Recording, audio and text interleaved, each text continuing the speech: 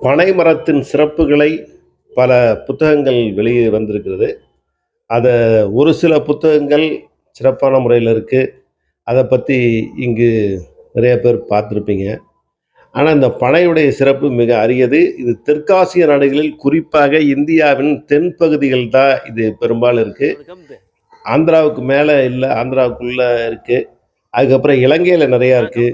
Indonesia, தென் தென்னிந்தியாவை ஒட்டி இருக்கக்கூடிய நாடுகள்ல இந்த பனை விதை இருக்குது. அதிகமா ஒரு சிலர் சொல்றாங்க, இலங்கையில தான் அதிக பனைமரம் இருக்கு. அங்க வந்து எத்தனை பனைமரம் வச்சிருக்கீங்க? இங்க ஒண்ணும் கட்டையில நீங்க எத்தனை மரம் வச்சிருக்கீங்க? அப்படின்னு கேட்குற மாரி, அங்க இலங்கையில வந்து எத்தனை மரம் வச்சிருப்பீங்க? அப்படிங்கிற மாரி சொல்றாங்க.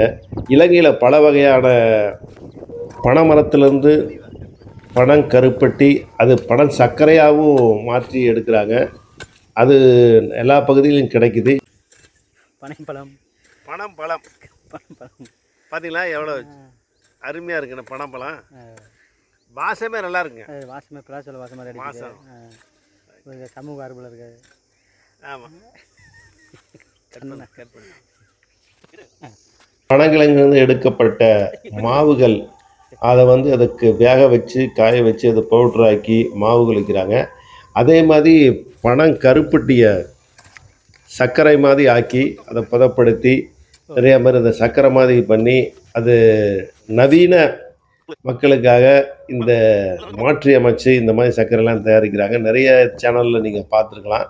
அந்த மாதிரி தனியார் நிறைய பேர் இது மாதிரி செய்கிறாங்க. அது அதை போல் பனைமரத்தினுடைய பயன் வருங்காலத்தில் இன்னும் சிறப்பாக இருக்கும். நாச்சியார் பண்ணையில் நண்பர் ஒருத்தர் பேசியிருப்பார், நீங்கள் பார்த்துருக்கலாம். அவர் இன்னும் சிறப்பான முறையில் பயங்கரமாக வேலை செஞ்சிட்ருக்காரு. அவர் பாருங்கள், வருங்காலத்தில் வந்து பனை மரங்களை ஏறுறவங்க பனை ஏரிகள் இல்லாமலேயே எப்படி இந்த உயரமான இடத்துல எப்படி பறிக்கிறாங்க, அந்த மாதிரி மிஷின் மாதிரி வச்சு பறித்து வரக்கூடிய காலங்களில் எப்படி பனைமரத்தை அடுத்த நிலைக்கு கொண்டு போகிறது அப்படின்னு சொல்லி வித்தியாசமான முறையில் மிஷின்கள் மூலியமாக வச்சு வருங்காலத்தில் மிஷின்கள் மூலியமாக வச்சு இது வரக்கூடிய வாய்ப்பு இருக்குது.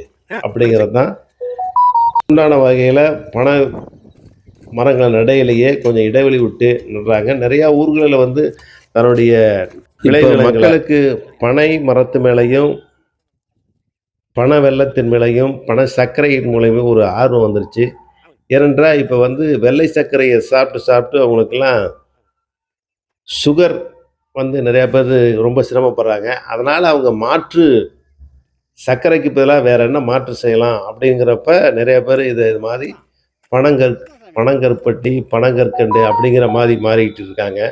அதனால் வரும் காலத்தில் இன்னும் பனை மரங்கள் வளர்ப்பதும் பனையை சார்ந்து பல வகையான பொருட்கள் தயாரிக்கிறதுல நிறைய பேர் ஈடுபட்டுருக்காங்க. வருங்காலத்தில் நல்ல ஒரு செயல்பாடாக இருக்கும். மக்கள் பனை மரத்தை நோக்கி சென்று கொண்டிருக்கிறார்கள் என்பதை போயிட்டுருக்காங்கிறது எந்த விதமான சந்தேகமும் கிடையாது. பனை அதற்காக நம்மால் முடிந்ததை நமது ஏரியில் இந்த மாதிரி இடத்துலலாம் நாங்கள் பனை விதையை விதைச்சிட்ருக்கோம். வேற ஒன்றும் இல்லைங்க.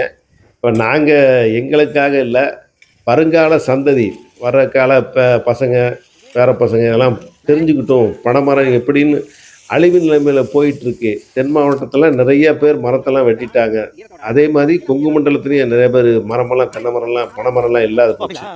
அதனால தான் 1 கோடி பனை விதைகளை விதைப்போம் அப்படின்னு தமிழக அரசு சொன்னதுனால அதில் நிறைய இடத்துல அந்த மாதிரி பனை விதை நட்டுருக்கோம். நாங்களும் பங்களிச்சிருக்கிறோம். நன்றி. அடுத்த காணொலியில் சந்திப்போம். லைக் காடு பெருக்கி பனைன்னு சொல்லிட்டு சரிங்க, அதில் இப்போ 4 வருஷமாக போட்டுருக்குறோம். சேந்தம் நடக்கிற நிகழ்வுலாம் போட்டு வருது. அப்படியே மனங்கட்ட எல்லாம் விதைச்சி வச்சது எல்லாம் மலைக்கு ஷேர் பண்ணுங்க, லைக் பண்ணுங்க, சப்ஸ்கிரைப் பண்ணுங்க. நன்றி, வணக்கம். அடுத்த காணொளியில் சந்திப்போம்.